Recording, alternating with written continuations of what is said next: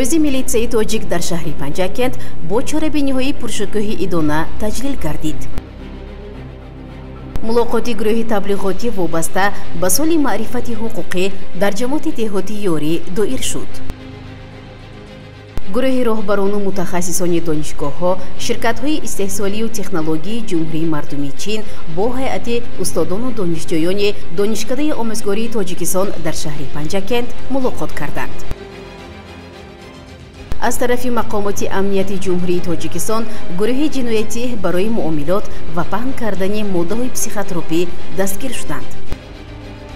با مناسبت روز اتفاق کسبه در بیمارخانه مرکزی شهر پنجاکند چاره‌بینی ایدونا برگزار گردید.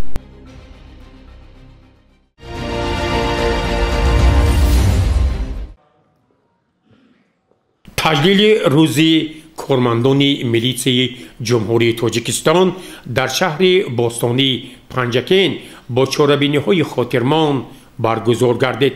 با این مناسبت در تالار کلان مقامات اجرایی محلی حاکمیت دولتی شهر پنجاکند با اشتراک راهبریت شهر پنجاکند، هیئت شخصی شعبه وزارت کارهای داخلی جمهوری تاجیکستان در شهر پنجاکند، سابقه‌داران و نمایندگان دیگر مقامات حفظ حقوق و قدرتی جمع با شکوه دایر شد. جمع ایدونا با تنین انداز شدن سرود ملی جمهوری تاجیکستان آغاز یافت. رئیس شهر پنجاکند عبدالخالق خالقزاده ضمن سخنرانی خویش درباره نقش باسزای مقامات میلیسیا در برقرار نمودن ساخت کنستیتوسیونی، حفظ قانونیت و ترتیبات جمعیتی، پیشگیری جنایتکاری، مبارزه با عنصرهای جنایتی مخصوص تاکید کرد. او اظهار داشت که کارمندان میلیسیا و دیگر ساختارهای حفظ حقوق در اجرای رسالت کسبی و وظیفه‌هایی که اساسگذار صلح و وحدت ملی، پیشوای ملت، پرزیدنت جمهوری تاجیکستان محترم امام علی رحمان ضمن افتتاح مؤسسه دولتی آماده‌سازی کادرهای بلند اختصاص نظامی در پایتخت مملکت در نزد مقامات حفظ حقوق گذاشتند، از جمله مبارزه با اکستریمیسم و تروریسم، گردش غیرقانونی واسطه‌های نشه‌دار، دیگر عنصرهای جنایی، پرزورگرداندن کار در سمت رعایت طلبات قانون‌های ملی، درباره تنظیم جشن و مراسم، درباره مسئولیت برای تعلیم و تربیت فرزند و دیگر مسائل‌ها مخصوص اشاره کرد. کارمندان میلیسیا را با ایدی کسبیشان سردار شعبه وزارت کارهای داخلی جمهوری تاجیکستان در شهر پنجاکند پالکونیک میلیسیا شهرت انورزاده صمیمانه شادباش گفت. سپس در نزد اشتراکچیان این جماعت باشکوه سابقه‌داران میلیسیای تاجیک شریفجان عمرов و محمدجان نرزیف به سخن برآمده درباره نقش و مقام میلیسیای تاجیک در مسیر تاریخ خاصه دوام 33 سال صاحب استقلالی جمهوری تاجیکستان اندیشه و خاطرات خویش را بیان نموده همکسبان خویش را با این سنه فرخنده تبریک و مبارکباد کردند. در خاتمه جماعت یک گروه کارمندان میلیسیا با نشان، سپاسنامه و تحفه‌های خاطروی ریاست کارهای داخلی ولایت سوخت، مقامات اجرایی محلی حاکمیت دولتی شهر، شعبه وزارت کارهای داخلی جمهوری تاجیکستان در شهر پنجاکند قدر شناسی شدند.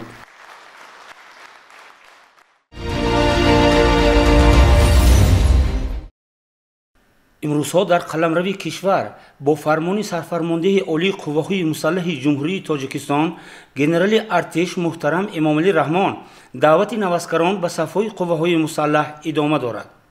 در نوبت خود در قسم‌های نظامی پس از گذشتن از نظام آمادگی نوسکران برای صادق بودن به سرور و وطن خویش سوگند یاد می‌کنند.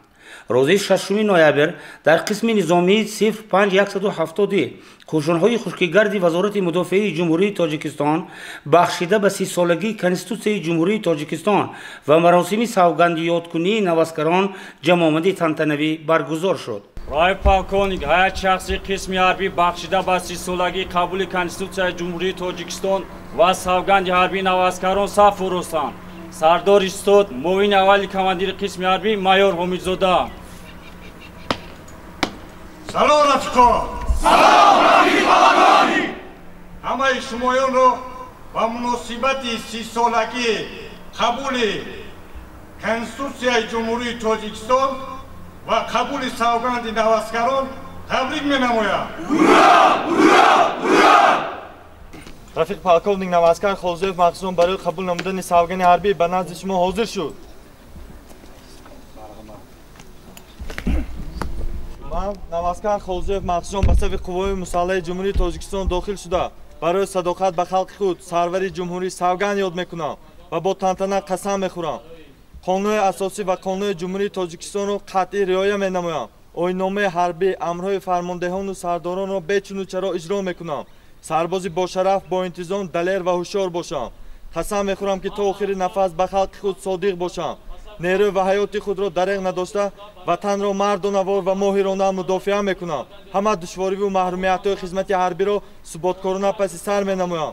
سری دولتی و حربی را قطعاً پنهان می‌دارم. اگر من این قسم تنتنوار خود را شکنم بگذار به جزای سخت قانون و نفرت خلق گرفتار شوم.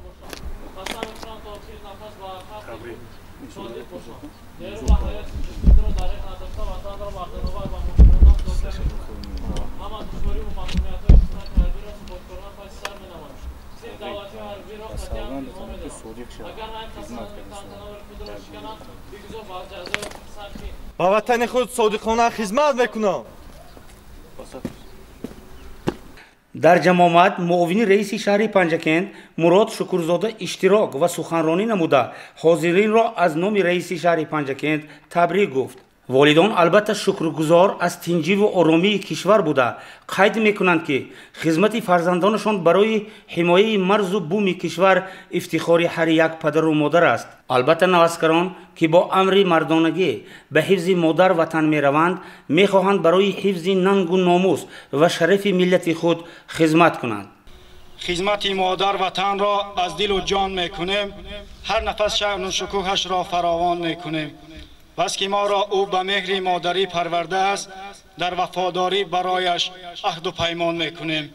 محترم رئیس، رفیقان افسران، پراپورشکان، سرژانتان، سربازان و مهمانانی در معرکه ما حضور داشته، من نوسگر تبرفسند میخواستم که سخن تبریکاتیم را از نام خودم و از نام همه همخدمتانم بخشیده به 30 سالگی کنستیتوسیا و معرکه قبول نمودن سوگند حربی تبریک و تهنیت گفته اولا منتداری خود را به سرفرمانده عالی قواهای مسلح جمهوری تاجیکستان محترم امام علی رحمان، اینچنین به وزیر مدافعه جمهوری تاجیکستان گنرال پالکوونیک شیرعلی میرزا که چنین شرط و شرایط را برای ما سربازان و خدمتچیان حربی مهیا نمودند که ما جوانان کشور تا توانیم خدمت مادر وطن را در درجه عالی ادا نماییم. چه خیلی که به ما معلوم است اساسگزار صلح و وحدت ملی پیشوای ملت پرزیدنت جمهوری تاجیکستان محترم امام علی رحمان در سخنرانی‌هایش پیوسته تاکید می‌کنند که هر یک جوانی با ننگ و ناموس کشور باید قرض شهروندی خود را یعنی خدمت مادر وطن را ادا نماید. خدمت به وطن مادر برای هر یک جوانمردی وطن دوست قرض و فرض است. در جمع آمد که یک قطار مهمانان و پدر و مادران نوسگران شرکت داشتند، فرمانده قسم نظامی 05170 به آنها منتداری رهبریت قسم و هیئت شخصی را رسانید. در آخر معاون رئیس شهر مراد شکرزاده از ذخیره های خوراکه در قسم نظامی دیدن نموده اظهار قناعتمندی نمود.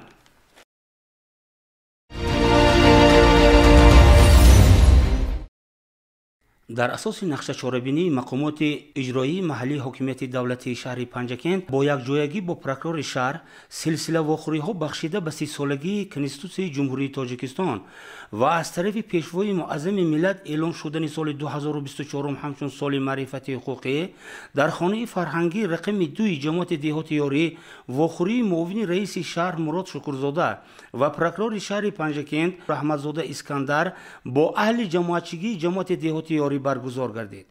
ҷамоат ро нахуст муовини раиси шаҳр Мурод Шукрзода ҳусни ифтитоҳ бахшида таъкид кард ки мо шаҳрвандонро зарур аст ки талаботҳои ин санади ҳаётан муҳимро донем, риоя намоем ва бояд огаҳ бошем ки конститутсия кафолати амнияту субот дар кишвар аст. Дар баромади худ прокурори шаҳри Панҷакент Раҳматзода Искандар оид ба рафти иҷроиши Қонуни Ҷумҳурии Тоҷикистон дар таълиму тарбияи кӯдак ва Қонуни Ҷумҳурии Тоҷикистон дар бораи танзими ҷашну маросимҳо ва ворид шудани тағйиру иловаҳо ба ин қонунҳо ишораҳо намуд. Дар давоми вохӯрӣ намояндаи шӯъбаи Комитаи амнияти миллӣ ҷумҳурии Тоҷикистон дар шаҳри Панҷакент Фахриддин Каримов дар бораи пешгирии ҳар гуна падидаҳои номатлуб, хусусан дар байни ҷавонон, инчунин шомил шудан ба ҳар гуна ҳизбу ҳаракатҳое ки ғайриқонунӣ амал намуда тавассути шабакаҳои иҷтимоӣ фикру ақидаҳои ғаразнокро пахш менамоянд, эҳтиёт буда зиракии сиёсиро аз даст надиҳанд. Ҷамоатро муовини раиси шаҳр Мурод Шукрзода бо суханони ҷамъбастӣ хотима дод. гузориши Ғайбулло Муҳаммадиев ва Шоҳ Ҳусайн Солиев.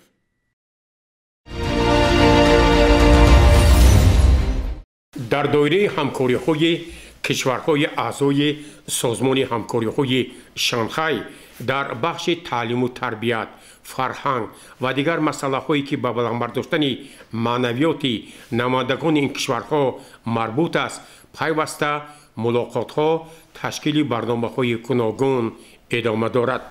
дар ин раванд дар доираи ҳамкориҳои донишкадаи омӯзгории Тоҷикистон дар шаҳри Панҷакент гурӯҳи намояндагони ширкатҳои истеҳсолӣ, донишгоҳҳо ва марказҳои илмию техникии ҷумҳурии мардумии Чин ба шаҳри Панҷакент ташриф оварда ба муносибати ташрифи онҳо дар кохи ба номи устод Лоиқ Шералӣ як маҳфили фарҳангию адабӣ баргузор гардид. ҳайати намояндагони ҷумҳурии мардумии Чин, директори генералии ширкати ҳамкориҳои хориҷии Чин доир ба тиҷорат Ву Цихао, сарвари кулли ширкати Шандун Суй, роҳбари мудирияти хизматрасониҳои машваратии байналмилалии барномаи як камарбанд як роҳ Фу Юпин, ноиби ректори донишкада аъзои созмони ҳамкориҳои Шанхай доир ба муносибатҳои байналмилалии иқтисодӣ ва тиҷоратӣ Ван Юсяоро дар даромадгоҳи кохи Лоиқ Шералӣ ҳайати омӯзгорон ва донишҷӯёни донишкадаи омӯзгории Тоҷикистон дар шаҳри Панҷакент бо як фараҳу шодмонӣ ва истиқболи самимонаи тоҷикона пазироӣ карданд. дар васти дӯстии халқҳои Тоҷикистону Чин шеърҳо қироат гардид. бар шумо аз рӯди сарбахши зарафшон ассалом, аз сафои чашмасорони бадахшон ассалом, аз хуҷанди бостону мулки хатлон ассалом, аз тамоми тоҷикону Тоҷикистон ассалом. сипас аз тарафи ҳайати омӯзгорон ва донишҷӯёни донишкадаи омӯзгории Тоҷикистон дар шаҳри Панҷакент барои гурӯҳи намояндагон аз ҷумҳурии мардумии Чин барномаи фарҳангию адабӣ намоиш дода шуд ки он саршор аз меҳру муҳаббат ба ватан, ба Тоҷикистон, таҳкими дӯстии халқҳоро дар бар мегирифт. дар хотимаи ин барнома ва ҳамоиш бо намояндагони ҷумҳурии мардумии Чин ректори донишкадаи омӯзгории Тоҷикистон дар шаҳри Панҷакент Муаззамхон Ансорӣ ба ҳамагон иттилоъ дод ки мо аз ҳамкориҳои мутақобилан судманд бо намояндагони кишвари ба мо дӯст ҷумҳурии мардумии Чин сол то сол сипосгузор мебошем, зеро дар натиҷаи ин ҳамкориҳо барои омӯзиши донишҷӯён аз ҷумҳурии Тоҷикистон дар ҷумҳурии мардумии Чин, аз ҷумҳурии мардумии Чин дар донишгӯҳ донишкадаҳо, аз ҷумла донишкадаи омӯзгории Тоҷикистон дар шаҳри Панҷакент шароиту имкониятҳо фароҳам оварда шуданд.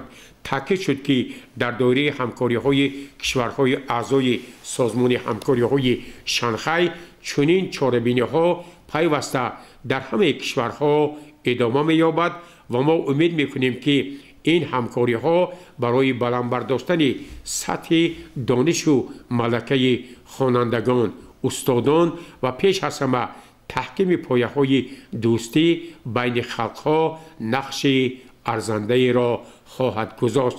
اظهار داشت پروفسور رکتور دانشکده آموزگاری تاجیکستان در شهر پنجکین معظم خان انصاری. گروه نمایندگان جمهوری مردمی چین از استقبال صمیمانه، تشکیل برنامه‌های فرهنگی و هنری و رهبریت دانشکده آموزگاری تاجیکستان در شهر پنجکین عرضی سپاس کردند. گزارش عباس همراه‌زاده و شاه حسین صالح‌وو. میداکس و پریگابالین با تعینات دکتر و طبق داروخط فروخته می شود. حالتهای نامطلوب هنگام استفاده مواد داروباری پریگابالین ویران شدن دقت، گم شدن خاطره، خواب آوری، سرچرخ زنی، ایفوریا و زیاد شدن وزن آورده می رساند. حالتهای نامطلوب هنگام استفاده مواد داروباری میداکس حالت هیجان، ریاکسیاهای الرژیکی، حالت دپرسیوی، پس شدن فشار خون می باشد. استعمال کنندگان واسطه‌های نشأه‌دار و ماده‌های پسیخوتروپی در نتیجه از دست دادن حالت اداره‌شوی و یا ضعیف گردیدن خاطره دست به جنایت‌های وزنین زده نه تنها جان خود را بلکه جان هزاران شخصان بیگناه را در خطر می‌گذارند. عمل‌های تروریستی در کشورهای علاهیده نشان می‌دهند که صادرکنندگان آن واسطه‌های نشأه‌دار و ماده‌های پسیخوتروپی را استعمال نموده با عمل‌های زشت و غیر انسانی دست می‌زنند. هنگام غیر مقصدناک استفاده بردن مواد پسیخوتروپی به بیزوریاتی، بیماری‌های عصب به مرگ آورده می‌رساند. اکثریت جنایت‌ها در حالت مستی، نشه‌مندی و استفاده موادهای پسیخوتروپی رخ می‌دهد.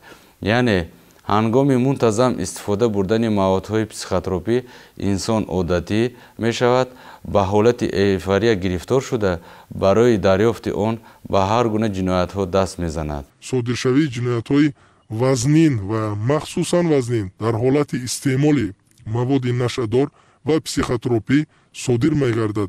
یعنی مبتلایان در نتیجه از دست دادن اداره خود نتیجه عملکردشان را درک نمی کنند و به جنایت های وزنین دست می زنند. در اساس ماده 200 کودکس جنایتی جمهوری تاجیکستان معاملات غیر قانونی واسطه های نشأه‌دار یا ماده های پسیخوتروپی یا اینکه همانند آنها با مقصدی به صاحبیت کسی دیگر دادن نسبت آنها پرونده جنایی آغاز و به جوابگری جنایتی کشیده می شود. مورد به ذکر است که گروه جنایی نگماتوف علیشیر، باروتوف امید و самадзода مسلم قبلا مبتلای بیماری نشأه‌مندی بودند.